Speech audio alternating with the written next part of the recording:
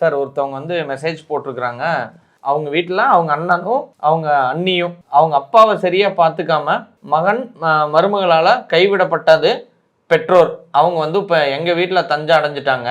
ஆனால் ஒரு சீனியர் சிட்டிசனை சரியாக பார்த்துக்காம இப்படி வந்து துரத்த விடப்பட்ட நிலைமையில் அவங்க மேலே தண்டனை எதுவும் எடுக்க முடியாதா அப்படின்னு கேட்டுக்கிறாங்க சார். பொதுவாக மகள் வந்து கேட்டிருக்காங்க, மகளுக்கு அந்த உரிமை இல்லையா? மகளுக்கும் அந்த கடமை உண்டு அப்படின்றது தெரிஞ்சுக்கணும். ஓகே, மகனுக்கும் மகளுக்கும் சரியான பங்கு உண்டு, அவங்களும் செய்யணும். தஞ்சம் அடைஞ்சிட்டான்னு சொல்கிறதே தப்பு. இப்போ பெரியவங்களை அப்படி சொல்லலாமா? அது தவறு இல்லையா? எங்கள் வீட்டில் வந்து தங்கியிருக்காங்க அப்படின்றது. பொதுவாக பார்த்தீங்கன்னா பெற்றோர் வந்து மகன் வீட்டில் தங்குறது வந்து தான் வீடு மாதிரியும், மகள் வீட்டில் தங்குறது வந்து ஒரு விருந்தினர் மாதிரி தங்குற சூழ்நிலை இருக்குது. அதுவே தப்பு அப்படின்னு தான் சட்டம் சொல்லுது.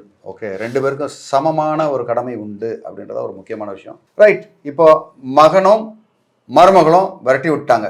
அதாவது அதில் முக்கியமான கருவு என்னென்னா, அந்த பேரண்ட்ஸ் வந்து மேபி அந்த வீடு வாங்கி மகன் பேரில் பண்ணியிருக்கலாம். அவங்களுடைய சேமிப்புகள் எல்லாத்தையும், அந்த பென்ஷன் எல்லாத்தையும் அவங்களோட உழைப்பை வந்து முழுக்க மகனுக்கு கொடுத்துருந்துருக்கலாம் அப்படின்றது தான் என்னோட அந்த இடத்துல அசியூம் பண்ணிக்கிறேன் நான். ஓகே, அசியூம் பண்ணிக்கிட்டு நான் சொல்கிறேன். அப்படி இருக்கும் பட்சத்தில் கண்டிப்பாக அவங்க பேரில் நடவடிக்கை எடுக்க முடியும். ஓகே, சிஆர்பிசி 125 ஏன்னா இப்போ புதிய சட்டம் பிஎன்எஸ்எஸ்ல வந்து 144 சொல்லுவோம். பிஎன்எஸ்எஸ் 144 வந்து அதன் கீழும் maintenance and welfare of parents and senior citizens act 2007 கீழும் அவங்க மேலே கண்டிப்பாக நீதிமன்ற வழக்கு போட்டு அவங்கக்கிட்ட காம்பன்சேஷனும் அதுக்குன்னா மாதா தொகையும் 100% வாங்க முடியும்.